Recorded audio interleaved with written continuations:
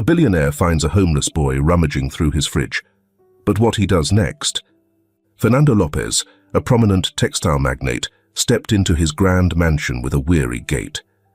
The polished marble floors echoed beneath his expensive Italian shoes, amplifying the emptiness that had consumed him for the past 5 years. Ever since that devastating accident claimed the lives of his wife Camilla and son Thomas, the sprawling house felt more like a mausoleum than a home. "Good evening, Mr. Lopez." Rogelio, the head of security, greeted him with a respectful nod. Fernando gave only a faint, distracted acknowledgement as his mind flitted between the endless figures from his board meeting and the gnawing hollowness in his chest. Loosening his tie, he made his way toward the kitchen, hoping to find something to quiet a hunger he hadn't realized he had. That's when he saw him. A scrawny boy, no older than 10, with messy hair and tattered clothes, was rummaging through the refrigerator. For a fleeting moment, time seemed to stand still. The boy froze, his wide, terrified eyes locking onto Fernando's. "Hey you!" Fernando shouted, startled more than angry. Like a cornered animal, the boy slammed the fridge door shut and bolted for the service exit, clutching a piece of cheese and an apple. Still dazed, Fernando shouted for Rogelio. "There's an intruder in the kitchen!" he yelled as he chased after the boy. Rogelio appeared as though summoned, catching the boy just as he tried to scale the garden fence. The guard grabbed him firmly but carefully. "Let me go! I didn't do anything wrong!" the boy protested, kicking and flailing. Fernando, breathless from the unexpected chase, approached the boy. Seeing him up close, something in the boy's dark eyes struck him, a raw mix of desperation and defiance. "Wait, Rogelio," Fernando ordered, raising a hand. "Don't call the police yet." He crouched down, meeting the boy at eye level. "What's your name?" he asked, his voice unexpectedly gentle. The boy hesitated, glancing nervously between Fernando and Rogelio before finally answering in a faint voice. "Mateo," he said. "All right, Mateo," Fernando continued. "Why were you stealing food from my house?" The boy lowered his gaze, shame flickering across his face. "I was hungry," he admitted quietly. "I haven't eaten in 3 days." Fernando felt as if he'd been punched in the stomach. The thought of a child starving on the streets while he lived surrounded by excess struck him as deeply unjust. "Let him go," Fernando instructed. Rogelio hesitated. "But sir, he broke into your property," he argued. "I know," Fernando replied firmly, still looking at Mateo. "But I think we can make an exception this time." As Rogelio released him, the boy's confused yet hopeful gaze lingered on Fernando, who felt an unfamiliar warmth in the act of kindness. "Mateo, do you have anywhere to stay tonight?" The boy shook his head. At that moment, Fernando made a decision, one that would forever alter the course of his life. "Then you'll stay here tonight," he said, surprising even himself. "Tomorrow we'll figure out what to do." Mateo's eyes widened, clearly stunned by what he had just heard. "Are you serious?" he asked with a shaky voice. Fernando nodded, offering a genuine smile for the first time in years. "Come on, you must be hungry. Let's get you something to eat." As they walked back to the house, Fernando couldn't shake the feeling of how unusual this moment was. For the first time in years, it felt like something had shifted in his otherwise predictable life. He couldn't explain it, but this boy's unexpected presence had awakened something he thought he'd lost forever. Later that night, as Mateo slept in the guest room, Fernando stayed up, staring at an old family photo. For a brief moment, he thought he caught a flicker of hope in his own reflection. The next morning, Fernando woke up with an odd feeling, as if he'd had a vivid dream but couldn't quite remember it. It took him a few seconds to recall the events of the night before. He had actually taken in a homeless child. The thought seemed as reckless as it was unbelievable in the light of day. He got dressed quickly and headed downstairs, half expecting to find the house empty and the whole thing to have been a figment of his imagination. But when he walked into the kitchen, he froze at the sight before him. Matteo was seated at the table, wolfing down a plate of scrambled eggs that Carmen, the housekeeper, had prepared. She stood nearby, her expression a mix of worry and tenderness, as though she wasn't quite sure how to handle this unexpected guest. "Good morning, Mr. Lopez," Carmen greeted, clearly uneasy. "I hope you don't mind. I gave the boy some breakfast." Fernando shook his head, still trying to process the scene. No, you did the right thing. "Thank you, Carmen," he said, as he walked to the table and took a seat across from Matteo, who looked up at him with a mix of gratitude and uncertainty. "Good morning, Matteo. Did you sleep well?" The boy nodded, quickly swallowing the bite of food in his mouth. "Yes, sir. Thank you for letting me stay." Fernando noticed that Matteo seemed more at ease than the night before, though his posture still hinted at a readiness to bolt if necessary. "Matteo," Fernando began cautiously, choosing his words carefully, "I need you to tell me a little more about yourself. Where are you from? Where's your family?" The boy's face darkened immediately. He set his fork down and lowered his gaze. "I don't have a family," he murmured. "Well, I had a grandmother, but she passed away a few months ago. Since then, I've been on the streets." Fernando felt a sharp ache in his chest. Matteo's story hit far too close to home. "And your parents?" he asked, even though he dreaded the answer. Matteo shrugged. "I never met them. My grandmother used to say my mum was very young when she had me, and my dad left before I was born." A heavy silence settled between them, thick with unspoken emotions.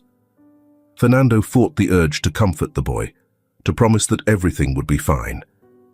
But how could he make such a promise? Finally he spoke. "Listen, Matteo, I can't let you go back to the streets. It's dangerous and, well, it's just not right. But I can't just adopt you either. We need to figure something out." Matteo's eyes lit up, a flicker of hope mingled with distrust. "You mean I can stay here a little longer?" Fernando surprised himself again, just as he had earlier. "Yes, for now. But we'll need some rules, and we'll have to see what's best for your future." Just then, Rogelio entered the kitchen, breaking the moment. "Mr. Lopez, sorry to interrupt, but there's an urgent call from the office." Fernando sighed. As he stood, he realized how his world had shifted. Hours ago, his life had been a predictable routine of work and solitude. Now, he had a street kid under his roof. "Thanks, Rogelio. I'll take it in my office." Turning to Matteo, he softened his tone. "Why don't you ask Carmen to show you around the house? We'll talk more later." On his way to his desk, Fernando couldn't help but marvel at how surreal the situation felt. The call from his office turned out to be about a crisis at one of his factories. Yet, as the details unfolded, his mind wandered back to Matteo. What was he going to do? He couldn't send the boy back to the streets, but he wasn't prepared to play the role of a father either. Memories of his late son, Tomás, crept into his mind, piercing him with grief. After hanging up, Fernando sat at his desk, staring at a photo of Camila and Tomás. What would they think of all this, he wondered.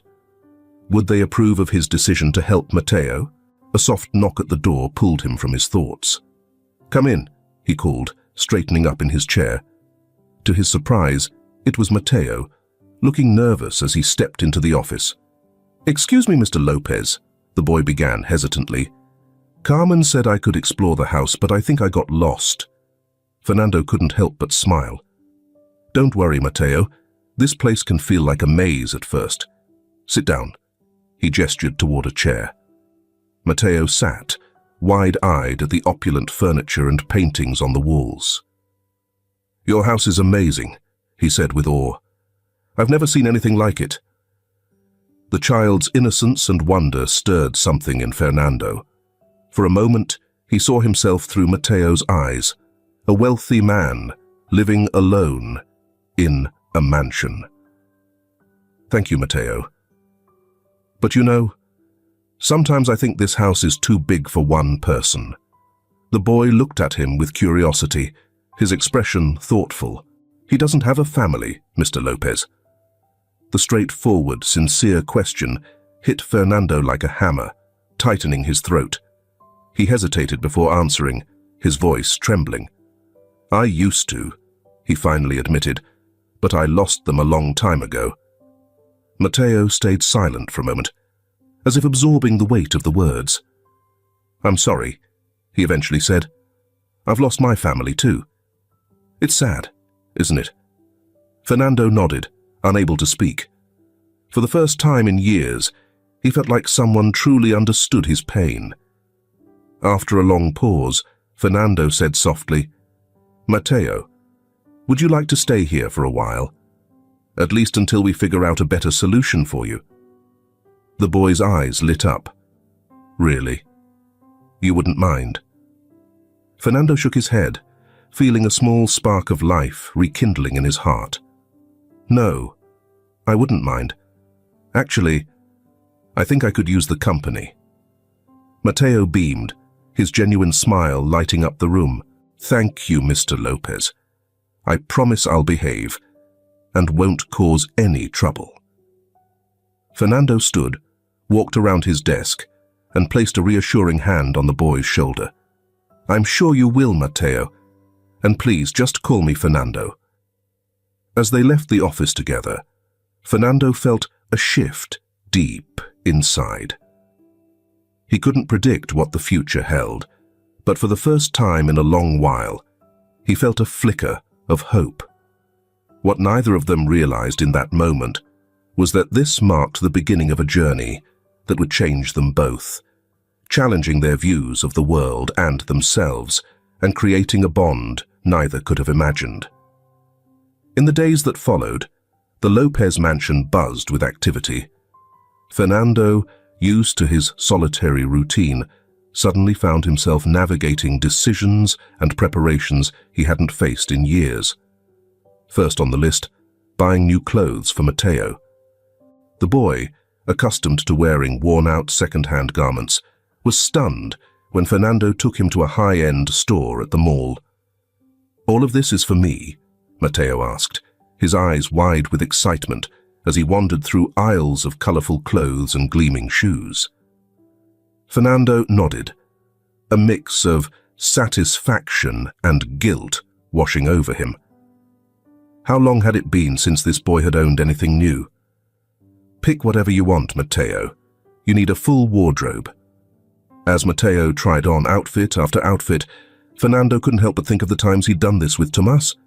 Nostalgia and pain intertwined with a newfound sense of purpose that he hadn't felt in years.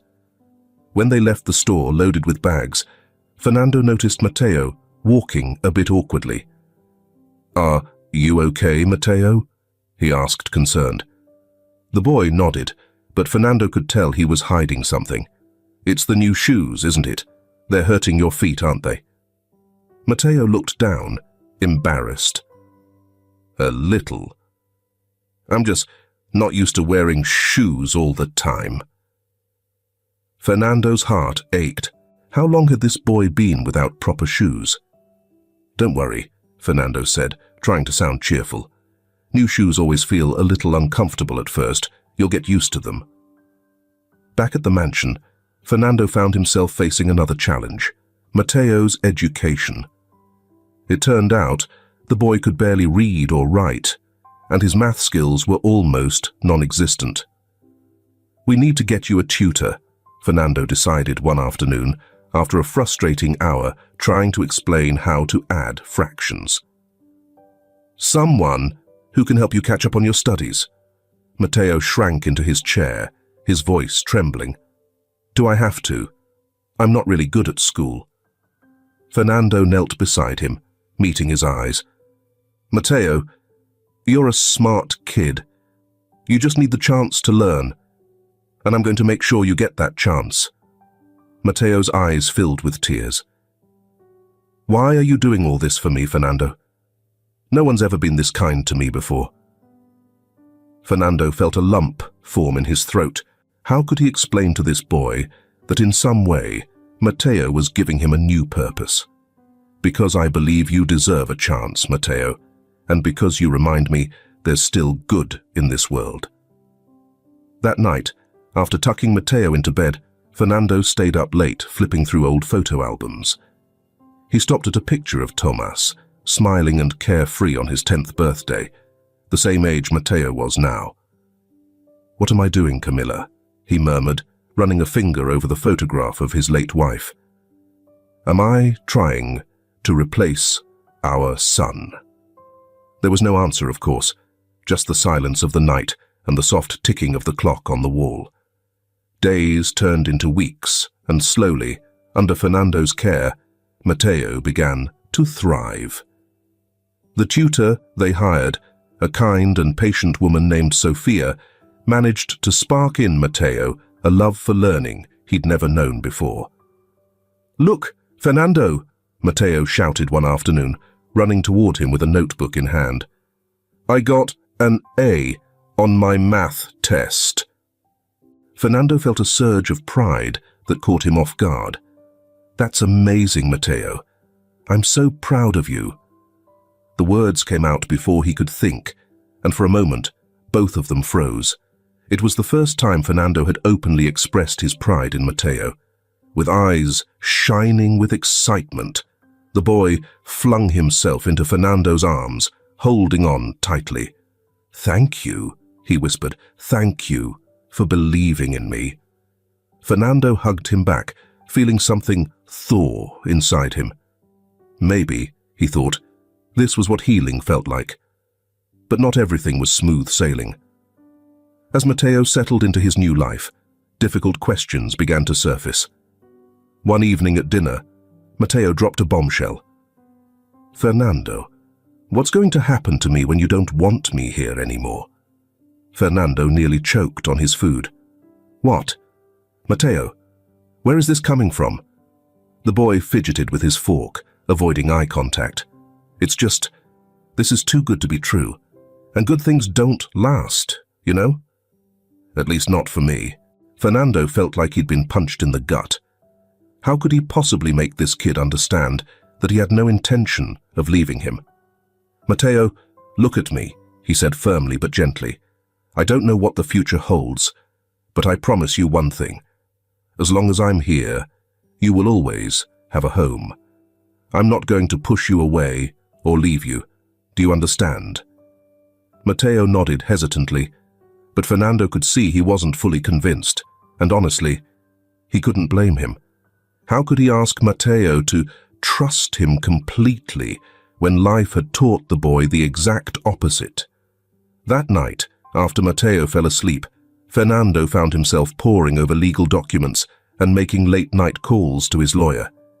If he was going to commit to this, if he truly wanted to be there for Matteo, he needed to do it the right way. He wanted to give the boy the stability and security he deserved. Yet, as Fernando planned their future, he couldn't shake the feeling that there was something bigger at play, something he couldn't quite put his finger on, but that felt like it could change everything. What Fernando didn't know was that a sudden discovery would soon challenge everything he thought he knew about Matteo, himself, and what family truly meant. His transformation was hard to miss. Friends and colleagues noted that he smiled more often, showed up later to the office, and even left earlier than usual. During board meetings, he seemed less consumed by profit margins and more focused on the human impact of his decisions. One evening, while reviewing reports in his home office, a loud crash came from the attic. Taking the stairs two at a time, Fernando rushed up, fearing that Matteo might be hurt. "Matteo, are you okay?" he called out, throwing the attic door open. What he saw stopped him cold. Matteo stood amidst a chaotic mess of overturned boxes and scattered items, But it wasn't the clutter that froze him. Clutched tightly in Matteo's trembling hands was a framed photograph. "I'm sorry," Matteo stammered, tears welling in his eyes. "I didn't mean to. I was just looking around. And—" Fernando stepped closer, his heart pounding. He recognized the photo instantly. It was of Tomás, carefree and grinning, taken on his last birthday before the accident. "It's okay, Matteo," Fernando said, trying to steady his voice. "You didn't do anything wrong." But Matteo didn't seem to hear him. His gaze was fixed on the picture, his expression a mix of shock and confusion. "Fernando," Matteo whispered, "who is this boy? He looks just like me." For a moment, Fernando's world seemed to stand still. He couldn't deny it. The resemblance between Matteo and Tomás was uncanny. It was something he'd noticed before, but had never allowed himself to truly consider. Fernando finally spoke, his voice trembling. "That was my son, Tomás. He passed away 5 years ago, along with my wife, Camilla." Matteo looked up, his eyes a mix of emotions Fernando couldn't quite decipher. "That's why you took me in, isn't it? Because I remind you of him?" The question hit Fernando like a punch to the gut. Was it true? Had he seen a replacement for his lost son in Matteo? "No, Matteo, it's not like that," he said, but even to his own ears, his voice lacked conviction. "I took you in because you needed help, because you're a good kid who deserves a chance." But the damage was done. Matteo carefully placed the photograph back down and stepped away. "I think I need to be alone for a while," he mumbled before running out of the attic. Fernando stood there, surrounded by the memories of his past life, feeling as if everything he had built over the past few months was crumbling around him. Dinner that evening was tense and quiet. Matteo barely touched his food, and Fernando struggled to find the words to bridge the sudden gap between them. Finally, Matteo spoke. "I know what you found today must be confusing and painful, but I want you to know, it's okay, Fernando." Matteo's tone carried a surprising maturity. "I understand that you must miss your son a lot, and if you want me to leave, I'll understand." Fernando's heart broke at those words. "No, Matteo, I don't want you to go," he said firmly.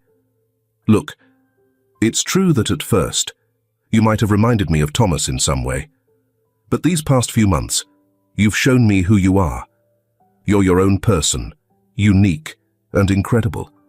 You're not a replacement for anyone." Matteo's eyes filled with tears. "Do you really mean that?" "Absolutely," Fernando said, reaching across the table to hold Matteo's hand. "You're part of my life now, Matteo. And if you're willing, I'd like you to stay." Slowly, a small smile spread across Matteo's face. "I want to stay too, Fernando," he whispered. That night, after tucking Matteo into bed, Fernando stayed up late, reflecting on the day's events. He knew there was still a long road ahead and that this conversation was just the beginning. But for the first time in years, he felt like he was doing the right thing. What Fernando didn't know was that fate had more surprises in store for both him and Matteo. In another part of the city, a woman stared at an old photograph, tears streaming down her face. It was a picture of a baby who looked strikingly like Matteo. She sighed, slipping the photograph into her bag. "Tomorrow," she whispered to herself, "tomorrow I'll finally have the courage to find Fernando Lopez and reveal the truth I've kept hidden all these years." As the first rays of sunlight broke over the horizon, Fernando awoke with a start, shaken by a restless dream he couldn't remember. Fernando got up and headed to the kitchen, surprised to find Matteo already awake, sitting at the table with a notebook in front of him. "Good morning, Matteo," he greeted, doing his best to sound cheerful. "What are you doing up so early?" Matteo looked up, and Fernando noticed the dark circles under his eyes, as though he hadn't slept well. "I was drawing," Mateo said, sliding the notebook toward Fernando. As Fernando picked it up, his breath caught. The drawing showed two figures, a tall man in a suit and a small boy, both smiling and holding hands. Below it, Mateo had written in shaky letters, "My new family." Fernando tried to respond, but his throat tightened. "Mateo, this is—" He started, but couldn't finish. "I know I'm not Tomas," Mateo said softly, "and I know I can never replace him. But do you think we could be, some kind of family? You and me?" Fernando put down the notebook, walked around the table and knelt beside Mateo, pulling him into a tight hug. "We already are, Mateo," he whispered. "A different kind of family, but a family all the same." Their moment was interrupted by the sound of the doorbell. Fernando frowned, wondering who could possibly be at the door this early in the morning. "Stay here," he told Mateo. "I'll go see who it is." Opening the door, he was met by a middle-aged woman with graying hair and tired but determined eyes. "Mr. Lopez?" the woman asked. "I'm Elena Gomez. I need to speak with you about Mateo." Fernando felt a chill run through him. "What do you know about Mateo?" he asked, his body tensing. Elena took a deep breath, as if summoning courage. I'm his grandmother," she said. The words hit like a thunderclap, shattering the quiet of the entryway. Fernando froze, struggling to process what he just heard.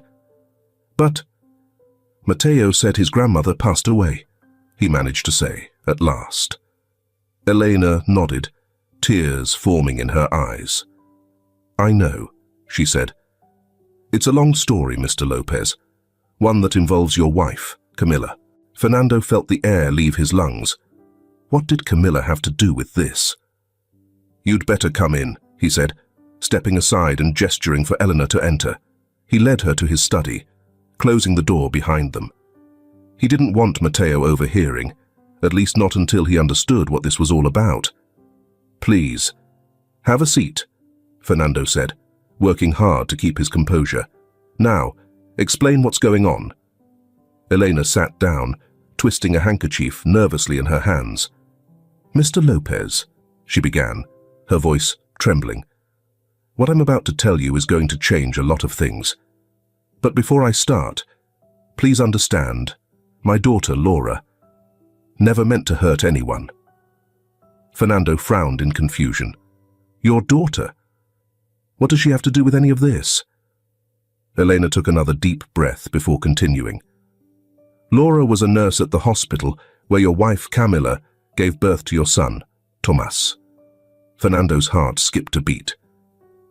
"What does the birth of Tomas have to do with Mateo?" he asked. Elena's voice shook as she said, "The night Camilla gave birth, there was a mix-up in the newborn unit. Laura was on duty that evening." Fernando jolted upright, gasping for air as though the walls were closing in on him. "What are you trying to say?" he asked, his voice trembling with a mix of disbelief and dread.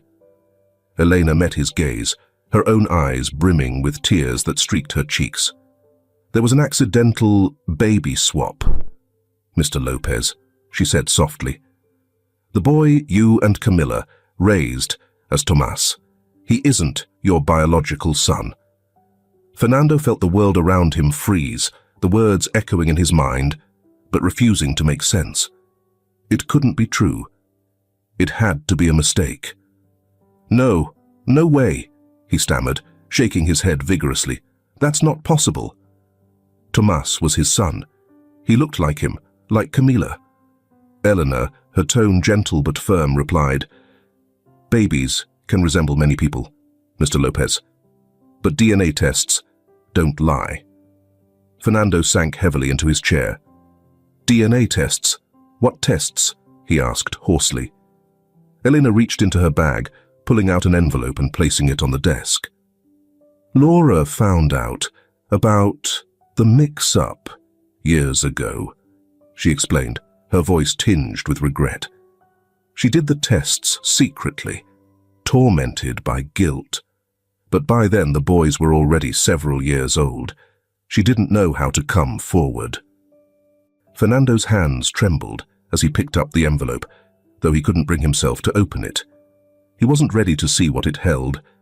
"Are you telling me that Matteo—" He couldn't even finish the sentence. Elena nodded slowly. "Matteo is your biological son, Mr. Lopez. The boy you and Camilla had 12 years ago."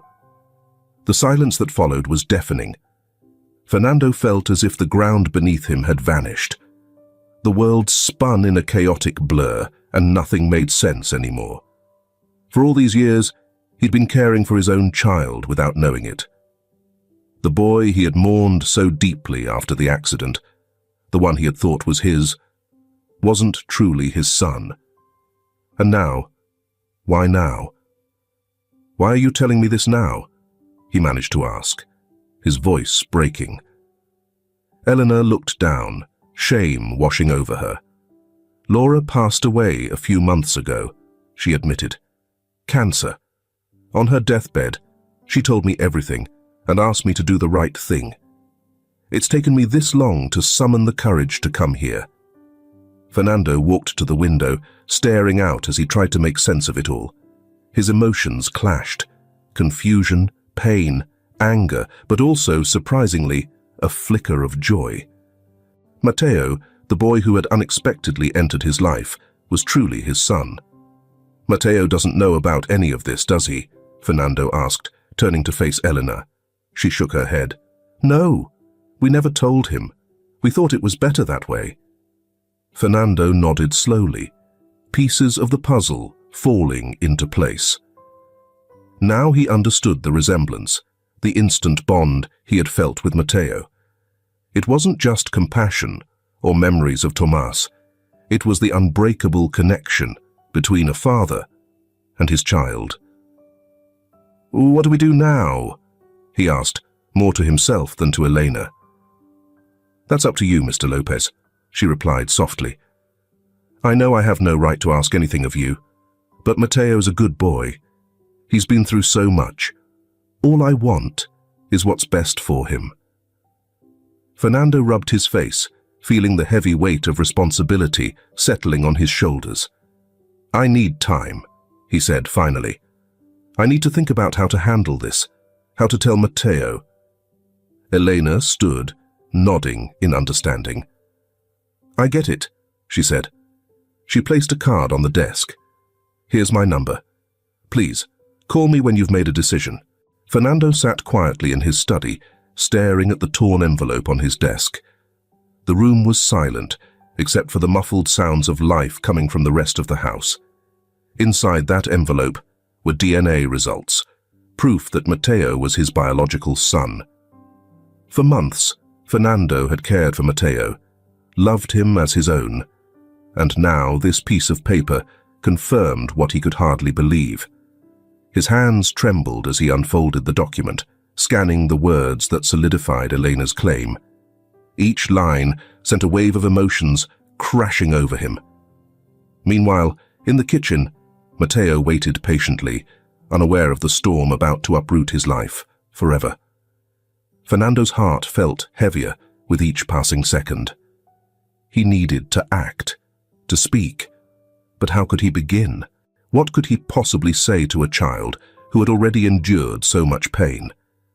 Matteo had lost nearly everything, and now Fernando was about to upend his world once again. A knock on the door startled him out of his thoughts. "Fernando?" Matteo's voice was cautious, but tinged with concern. "Are you okay? You've been in there all day." Taking a deep breath, Fernando steadied himself and answered, "I'm fine, Matteo. Come in. We need to talk." His tone was calm, surprisingly steady, though his chest tightened with nerves. The door creaked open, and Matteo stepped in, his face a mix of worry and curiosity. "Is something wrong?" the boy asked, perching on the chair across from the desk. Fernando looked at him closely, studying his features like it was the first time he'd really seen him. Now he noticed the resemblance, the shape of Matteo's eyes, the faint curve of his smile. Camilla's traits were unmistakable. How had he missed it before? "Matteo," Fernando began, choosing his words carefully, "do you remember when you told me you didn't know much about your parents?" Matteo nodded, slowly, his brow furrowed. "Yeah. My grandma said my mum was really young when she had me, and that my dad left before I was born." Fernando felt a lump in his throat as he knelt down to Matteo's level. "What if I told you there's more to the story than you were told?" The boy stiffened, confusion clouding his eyes. "What do you mean?" he whispered. Fernando took his hands gently. "This morning, I had a visit from someone named Elena," he explained. She's your grandmother, Matteo. Your real grandmother." Silence filled the space between them as the weight of the truth began to sink in. Matteo shook his head, confusion clouding his face. "But my grandma passed away. You know that," he said. "I know. That's what you've been told," Fernando replied gently. "But the truth is much more complicated."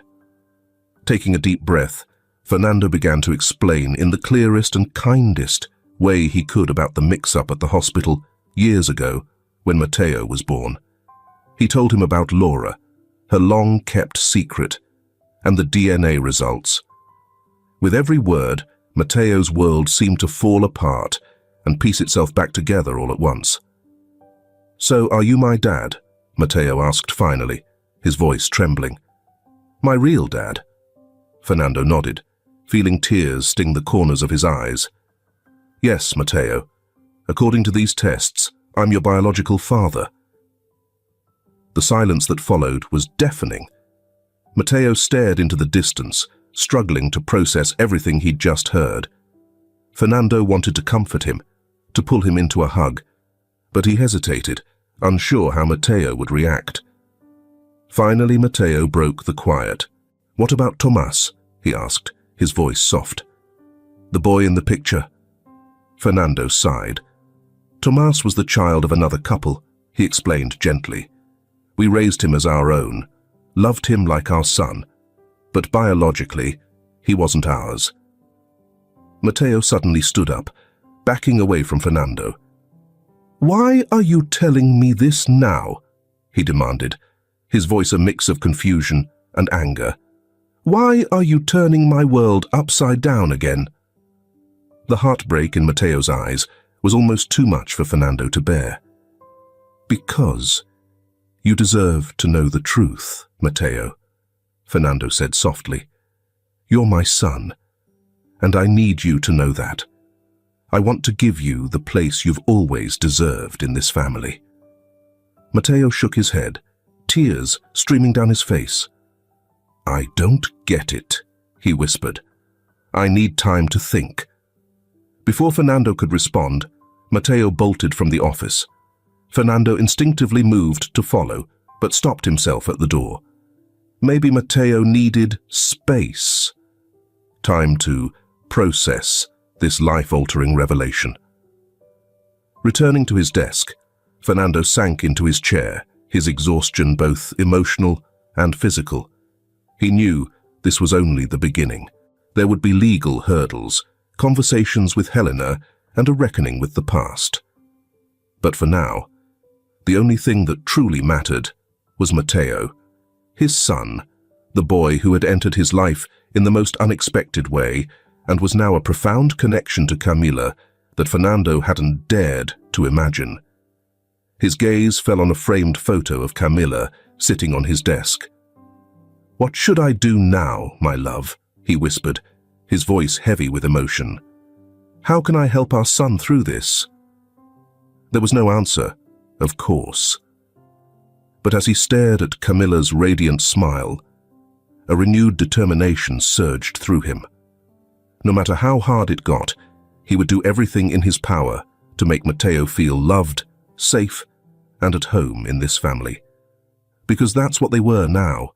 A family, different, complicated, but a family nonetheless. With a deep breath, Fernando stood. It was time to find Matteo. The road ahead would be long and challenging, but they would face it together. Step by step, day by day, they would build the future they both deserved.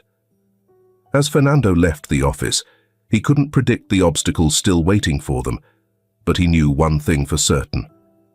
They would face them as father and son.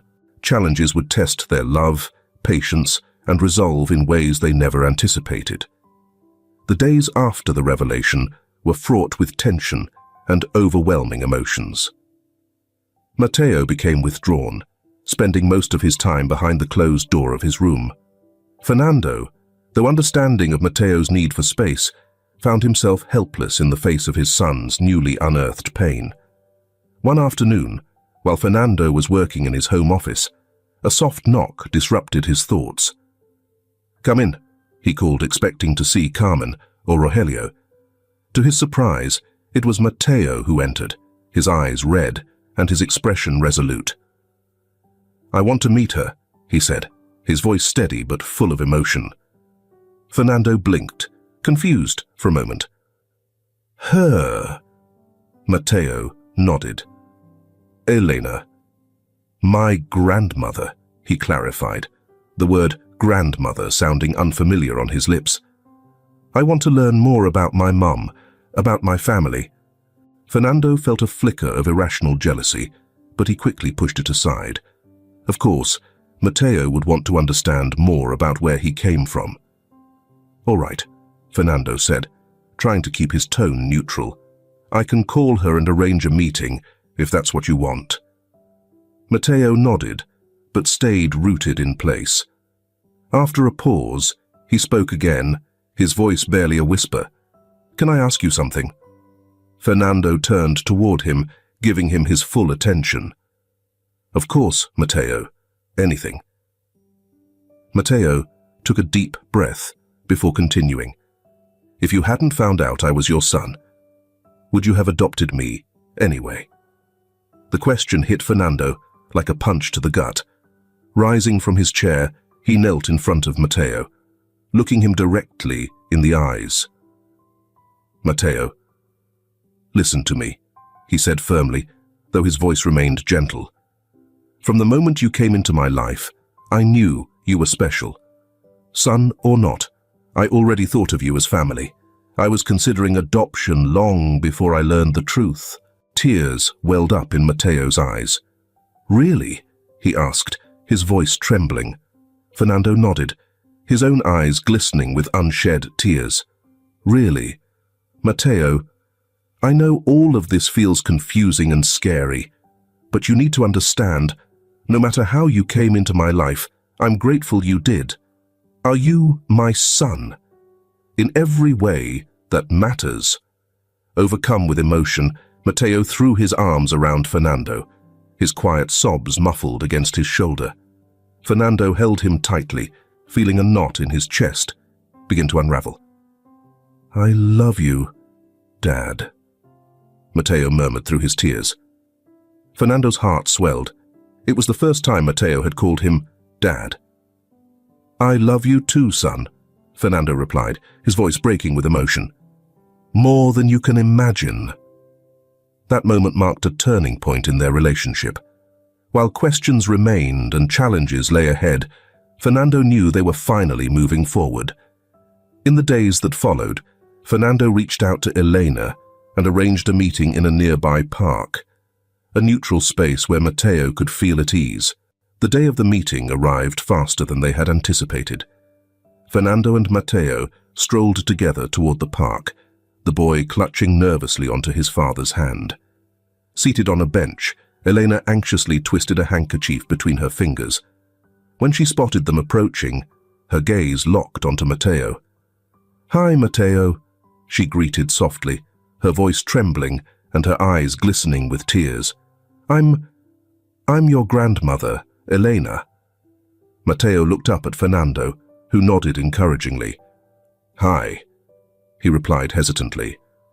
Elena reached into her purse and pulled out a photo, her hands shaking as she offered it to Matteo. "This is your mother, Laura," she said, her voice breaking slightly. "When you were a baby, you looked just like her." Matteo took the picture, studying it intently.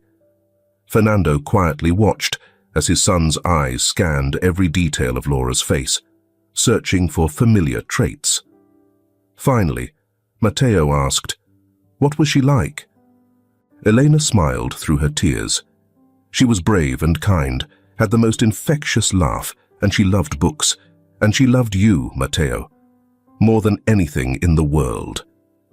As Elena shared memories of Laura, Fernando remained quiet, observing the moment. A swirl of emotions churned within him.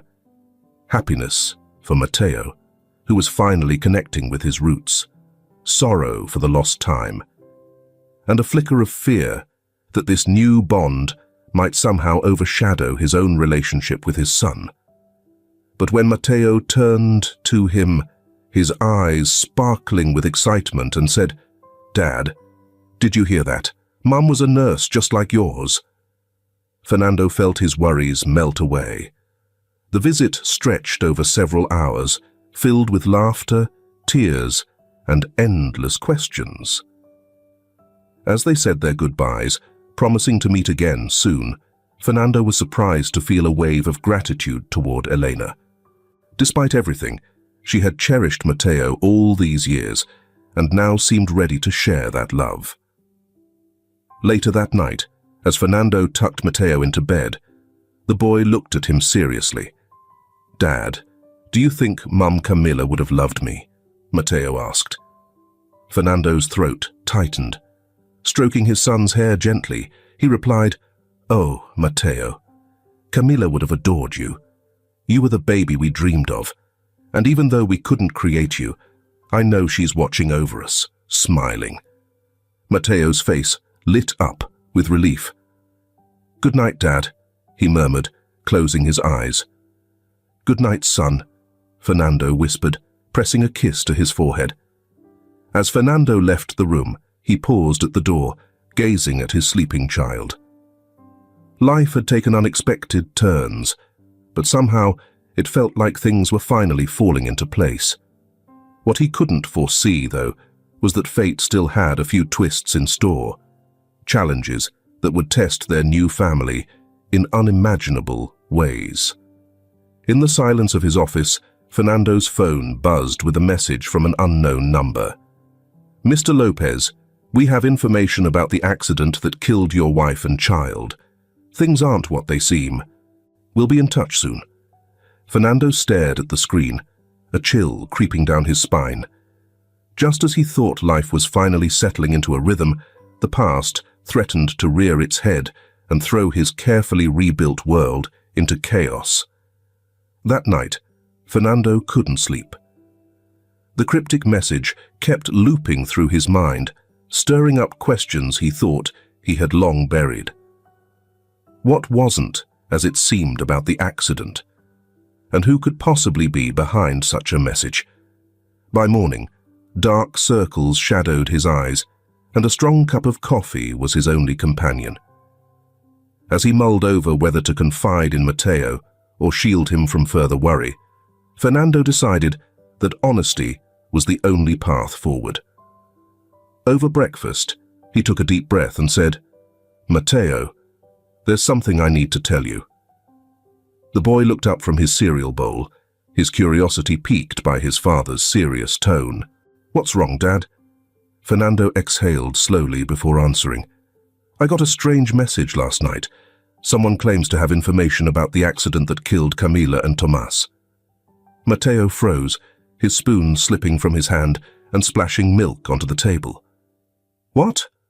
What kind of information?" "I don't know for sure," Fernando admitted.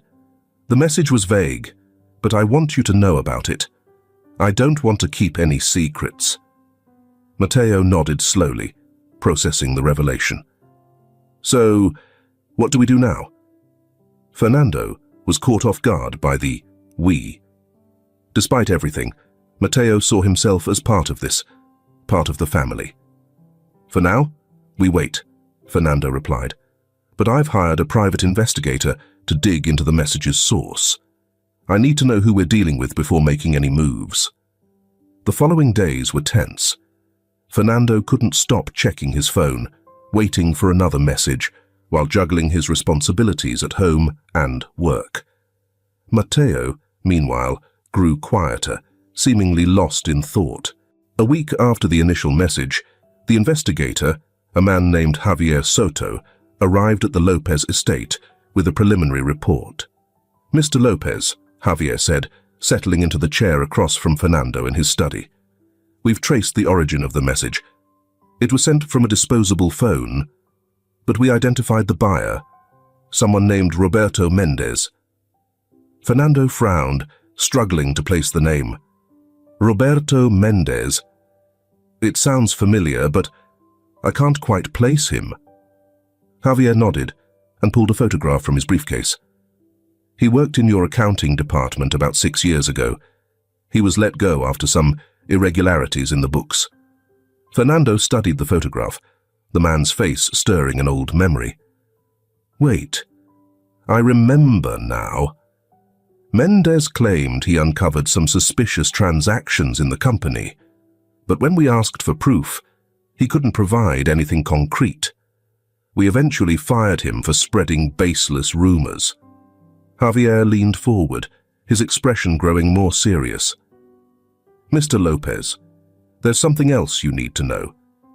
In looking into Mendez's background, we discovered he had connections to some rather radical activist groups. Groups critical of corporate practices similar to those of his company had been gaining traction recently." Fernando felt a chill run down his spine. "Are you suggesting—" "I'm not suggesting anything, Mr. Lopez," Javier interrupted firmly. "I'm simply laying out the facts. But, under the circumstances, we should consider that your wife and son's deaths may not have been accidental."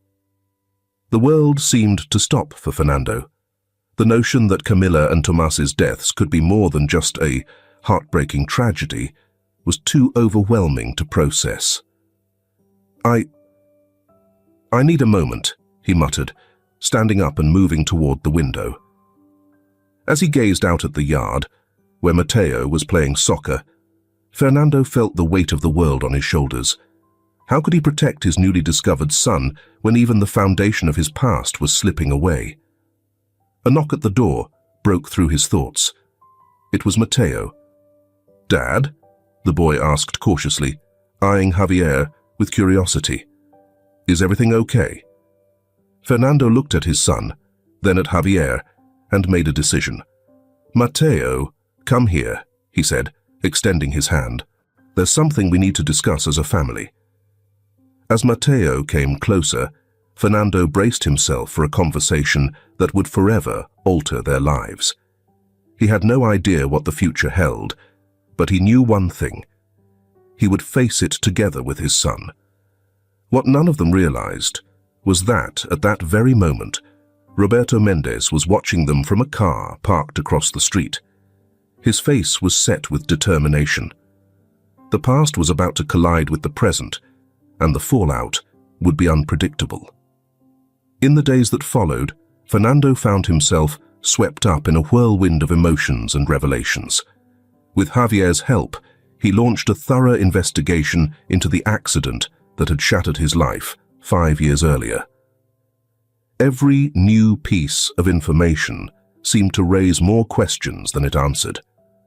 Meanwhile, Mateo wrestled with his own emotions, torn between curiosity and fear. The idea that the tragedy defining his father's life might not have been an accident filled him with a storm of feelings he could barely articulate. One afternoon, as Fernando sifted through old documents in his study, Mateo timidly stepped inside. "Dad, can I ask you something?" Fernando looked up, noticing the seriousness in his son's expression. "Of course, Mateo. What's on your mind?" The boy hesitated before speaking. "If you find out that what happened to Mum Camila and Tomas wasn't an accident, what will you do?" The question hit Fernando like a punch to the gut. He had thought about it countless times, but hearing it from his son made it all the more real. "I don't know for sure, Matteo," he admitted honestly. "But I can promise you this. Whatever decision I make, it will be for our family. For us." Matteo nodded, though Fernando could see something else was troubling him. "What's bothering you, son?" Matteo hesitated again, his voice barely a whisper. "What if the people who hurt them come after us? Are we in danger now?" Fernando felt his chest tighten. He hadn't wanted to burden Matteo with his fears, but it was clear the boy was more perceptive than he'd realized. "Listen to me, Matteo," Fernando said gently. Fernando knelt down in front of his son, his voice steady but honest. "Matteo, I'm not going to lie to you. I don't fully understand what we're dealing with right now." He placed a hand on the boy's shoulder and continued, "But I need you to know that I'll do everything in my power to keep us safe. We've tightened security around the house and are being extra cautious. You don't have to be afraid." Matteo wrapped his arms tightly around his father. "I love you, Dad." Fernando hugged him back, holding him close. "I love you too, son," he whispered, realizing that no matter what happened, he held the most important thing in the world right there in his arms. Later that night, as Matteo slept, Fernando's phone buzzed. It was Javier. "Mr. Lopez, I think we've found something," said the investigator, his tone urgent. "We need to meet immediately." Half an hour later, Fernando was seated in a discreet downtown cafe. Javier arrived shortly after, carrying a thick folder under his arm. Fernando leaned forward. "What did you find?" he asked, barely able to contain his anxiety. Javier opened the folder, revealing a stack of photos and documents. "We've been digging into Roberto Mendez' activities in the months leading up to the accident," Javier began, his expression serious. "And we've uncovered something troubling." Fernando leaned closer, scanning the photographs. They showed Mendez meeting with several men who looked anything but trustworthy. "Who are these people?" Fernando asked, his voice tight. Javier's answer was chilling. "They're members of a radical activist group called Corporate Justice. They specialize in sabotage and attacks on companies they deem corrupt or environmentally harmful." Fernando felt a chill run through him. "Are you suggesting this group might be connected to the accident that killed Camila and Tomas?" he asked, his voice barely above a whisper. Javier nodded gravely and pulled out another document. It was a financial report. "We've traced suspicious transfers of large sums of money to an offshore account tied to Mendez. These transfers occurred right after the accident." Fernando's chest tightened, his breathing shallow. The pieces of the puzzle were starting to form a horrifying picture. "Are you saying someone paid Mendez to murder my family?" Fernando demanded, his voice trembling with fury. Javier hesitated. "It's a theory," he admitted, "but we need more concrete evidence before making any accusations." Fernando ran a hand over his face, his mind reeling. "What do we do now?" he asked, his voice a mix of anger and desperation. Javier looked at him carefully. "I think it's time to confront Mendez directly. We have enough to pressure him, maybe even get him to confess." Fernando nodded slowly, determination hardening his features. "Let's do it. But I want to be there when you question him." Javier hesitated. "Mr. Lopez, I'm not sure that's wise." Fernando cut him off firmly. "It's not a request, Javier. I need to look him in the eye. I need answers." Reluctantly, Javier agreed, and they planned to meet the next day to strategize their approach. When Fernando returned home, he found Matteo waiting for him in the living room, his young face lined with worry. "Dad, where were you?" the boy asked, his voice small but anxious. Fernando sat down beside him, pulling him into a reassuring hug. "Just working on something important, Matteo. I promise everything is going to be okay." Fernando sat on the couch next to his son, torn between shielding him from the harsh truth and being upfront. Matteo's gaze searched his father's face, his voice cautious as he began. "We've learned something about what happened to Camilla and Thomas." Matteo froze, his expression tight with worry. "What do you mean? It was an accident, right?" Fernando took a deep breath before responding, his tone heavy with uncertainty. "We're not entirely sure yet. There's some evidence suggesting it might not have been an accident after all." Matteo's silence stretched for a moment as he tried to absorb what his father was saying. Finally, he asked, "Are you going to find out who's responsible?" Fernando nodded firmly. "We're going to do our best." He placed a reassuring hand on Matteo's shoulder. "But, no matter what happens, your safety is my #1 priority." Matteo leaned in, hugging his father tightly. "Be careful, Dad. I can't lose you too." A lump formed in Fernando's throat, but he managed a soft reply. "You won't lose me. I promise. We're in this together, remember?" That night, while Matteo slept soundly, Fernando sat up, lost in thought, reviewing everything they'd uncovered. The notion that someone might have intentionally orchestrated Camilla and Thomas's deaths stirred a fury within Fernando that was hard to suppress. At the same time, Matteo's words lingered in his mind, cautioning him against recklessness. Was it worth risking their new life together to chase vengeance? Or was it better to leave the past behind and focus on building a future for his son? As dawn approached, Fernando made his choice. He would seek the truth, not for revenge, but for justice. For Camilla, for Thomas, and most importantly, for Matteo. His son deserved to know the truth about his family, their history, and the events that had shaped their lives. What Fernando couldn't foresee was that his decision would set off a chain of events, testing not only his resolve, but also the strength of their newly formed bond. Meanwhile, across town, Roberto Mendez stared at an old photograph of Fernando Lopez and his family. With trembling hands, he dialed a number on his phone. His voice was barely audible as he said, "They know. Lopez is digging into it. We need to act now." The threads of fate were beginning to weave tighter, pulling Fernando and Matteo into an outcome neither could anticipate. The tension was palpable as Fernando and Javier sat in a small cafe on the edge of town, waiting. They had agreed to meet Roberto Mendez here, far from prying eyes and unwanted attention. Fernando's fingers drummed restlessly on the table, his mind swirling with conflicting emotions. Part of him wanted to confront Mendez, demand answers, maybe even pursue vengeance. But another part, the part that thought of Matteo's well-being, urged him to remain calm, to uncover the truth without jeopardizing what they had built. "He's here," Javier murmured, leaning toward Fernando. Roberto Mendez stepped into the cafe, his eyes darting around nervously before landing on Fernando. For a brief moment, he hesitated, as though considering retreat. But finally, with cautious, deliberate steps, he approached the table.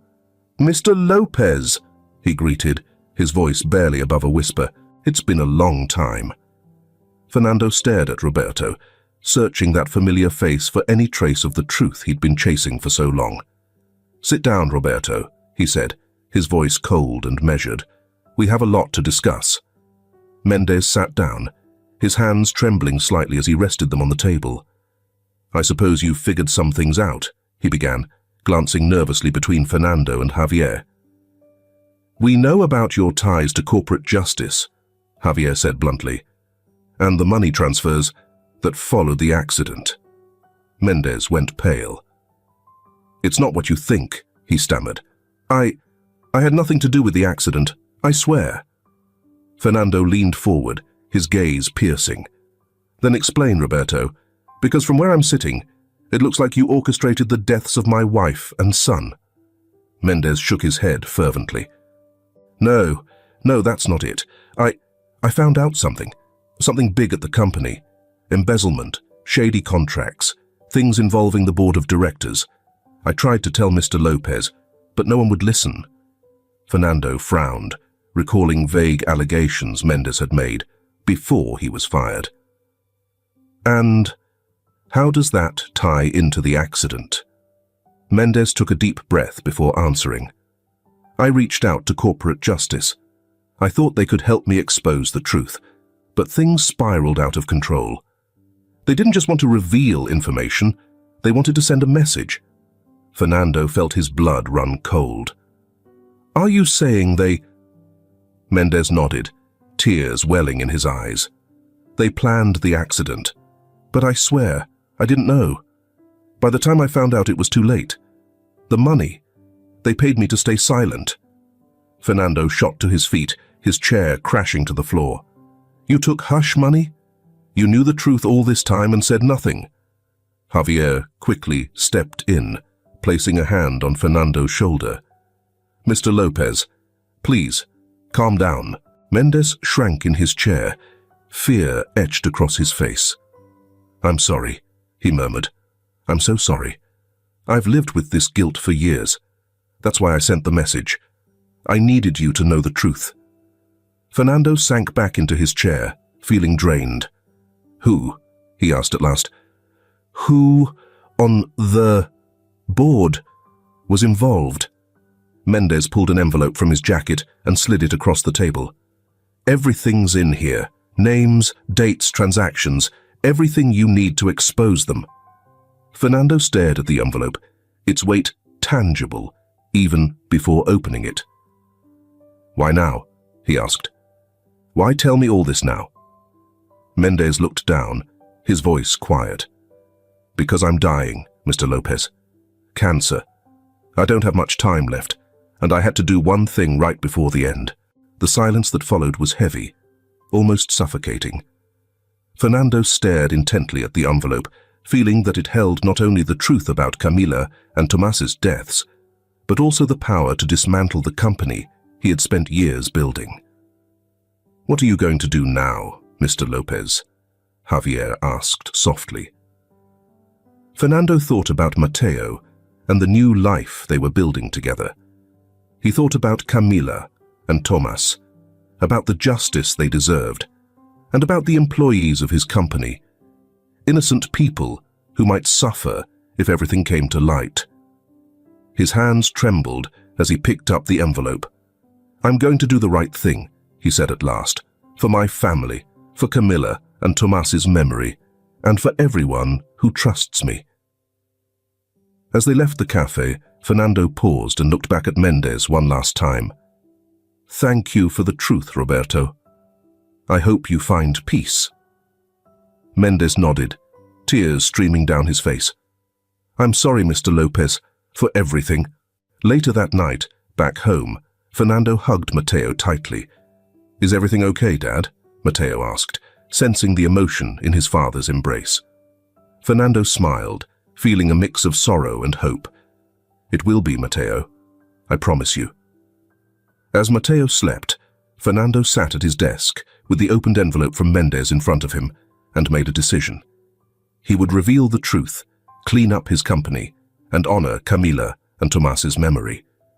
But he would do it in a way that spared innocent people. With determination, he began drafting a plan for justice, redemption, and a fresh start. What Fernando didn't know was that this was just the beginning of a new chapter in his life, a chapter filled with challenges, but also hope and new opportunities. The months that followed were a whirlwind for Fernando and Mateo. Armed with the information from Mendes, Fernando began a quiet but thorough cleanup of his company.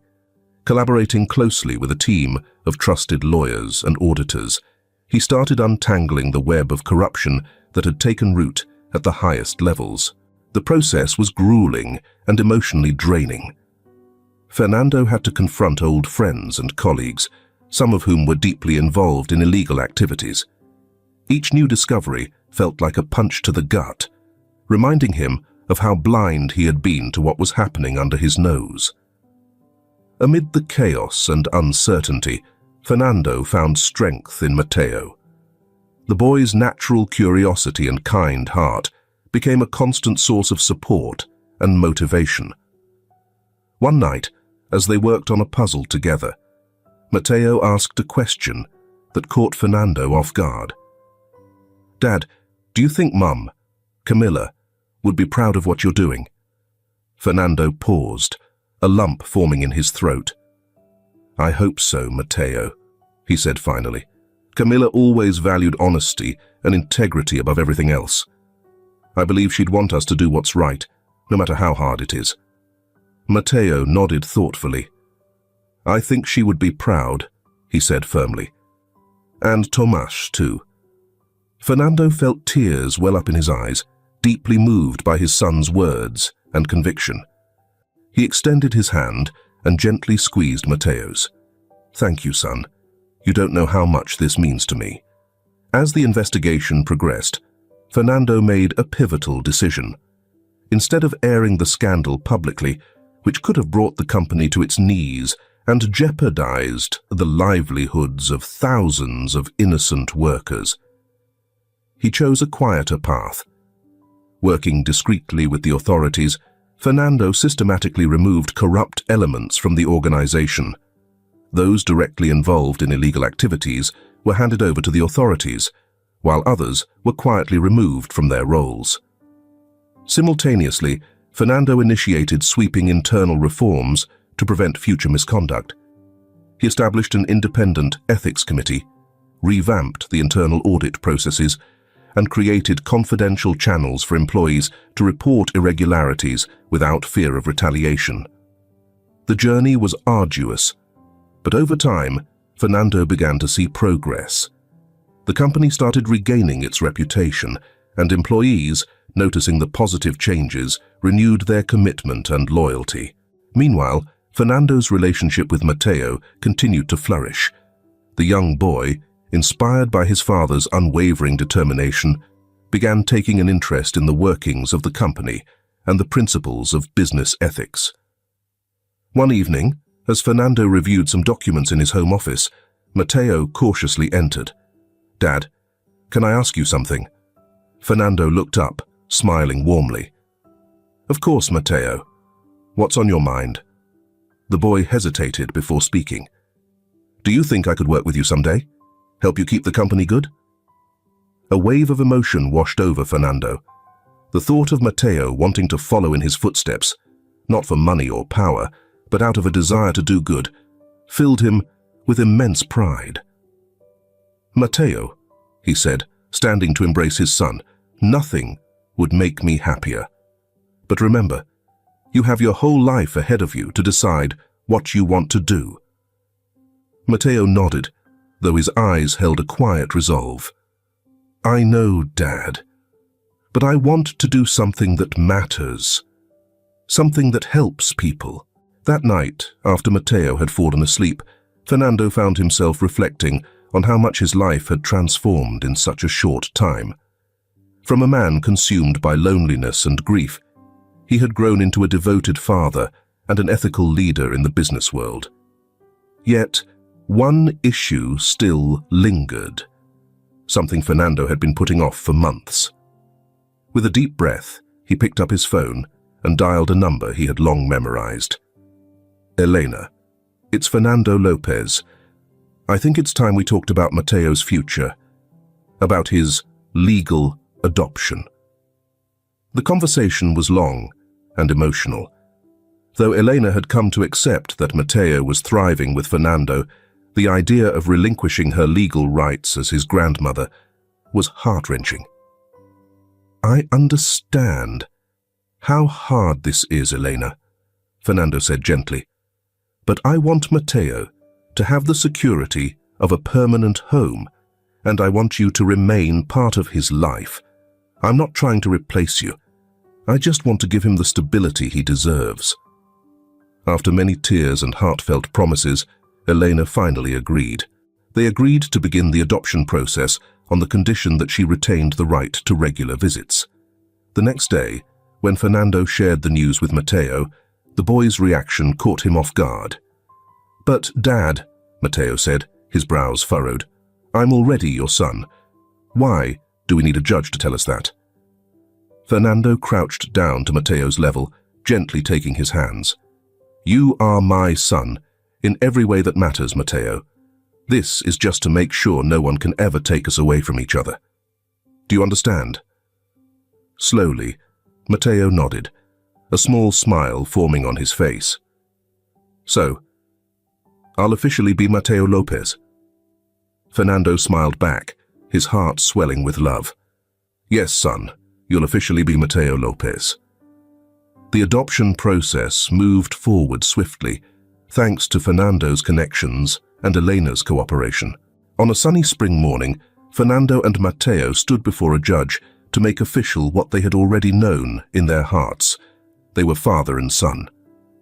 As the judge pronounced the decision, Fernando couldn't help but think of Camila and Tomas. Somehow, fate had woven their lives with Matteo's, bringing light and hope where there had once been only darkness. "Congratulations, Matteo Lopez," the judge said warmly. "And congratulations to you as well, Mr. Lopez. You are officially father and son." Matteo threw himself into Fernando's arms, both of them overwhelmed with tears of joy. "I love you, Dad," Matteo whispered. "I love you too, son," Fernando replied, holding the boy tightly, knowing his life had changed in ways he could never have imagined.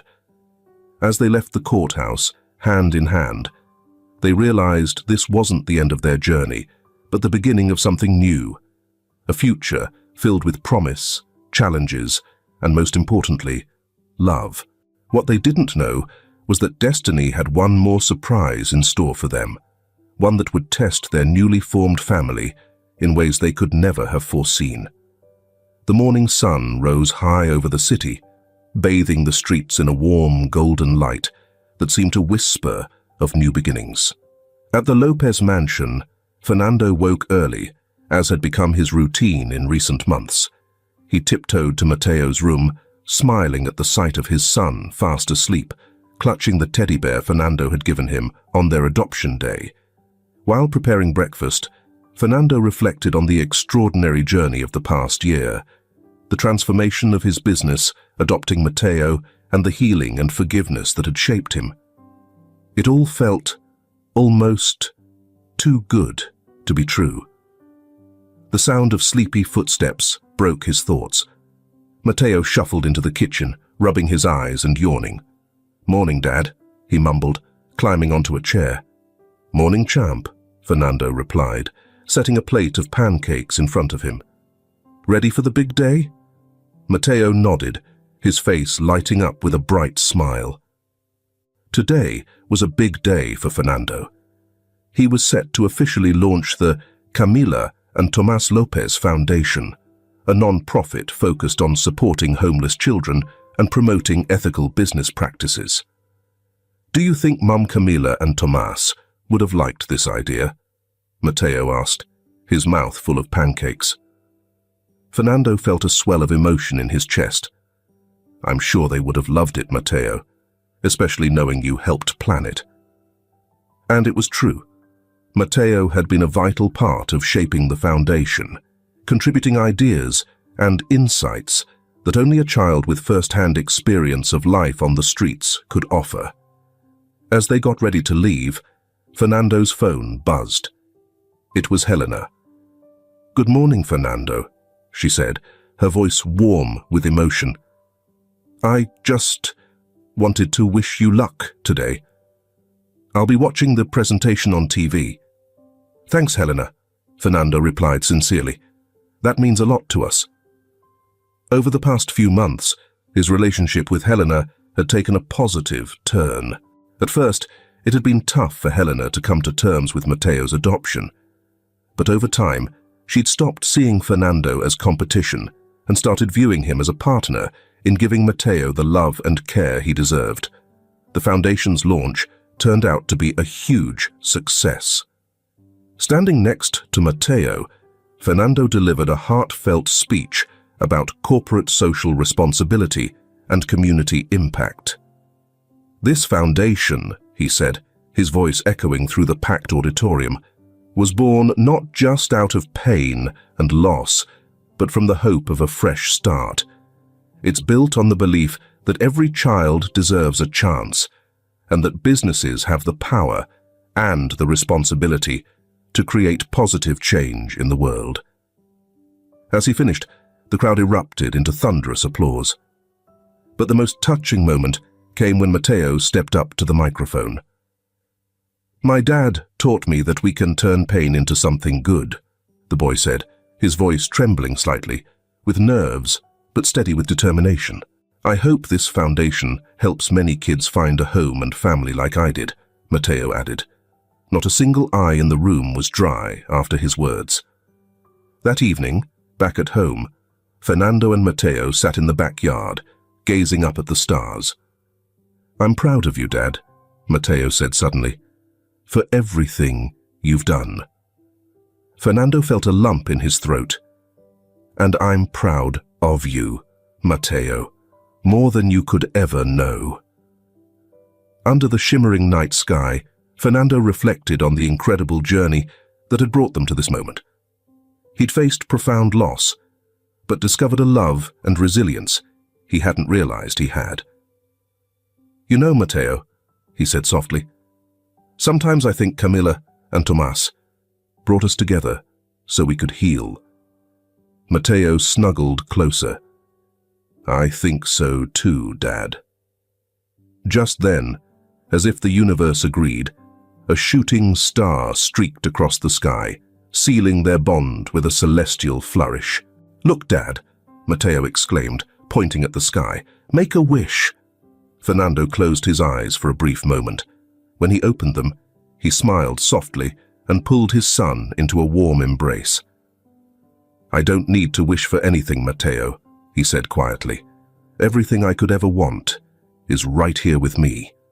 Under the sparkling stars, Fernando and Matteo Lopez, a father and son bound by love and destiny, gazed ahead with determination and hope. They understood that challenges lay ahead, but they also knew their bond would give them the strength to overcome anything. Their story wasn't just about loss and redemption.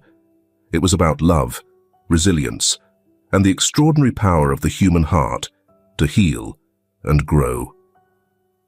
Even in life's darkest moments, their journey stood as a testament to how light finds a way through, bringing the promise of a brighter tomorrow. As the night deepened and the stars shimmered above, father and son sat together in silence, grateful for the present and eager for the future they would face hand in hand as the family they were always meant to be.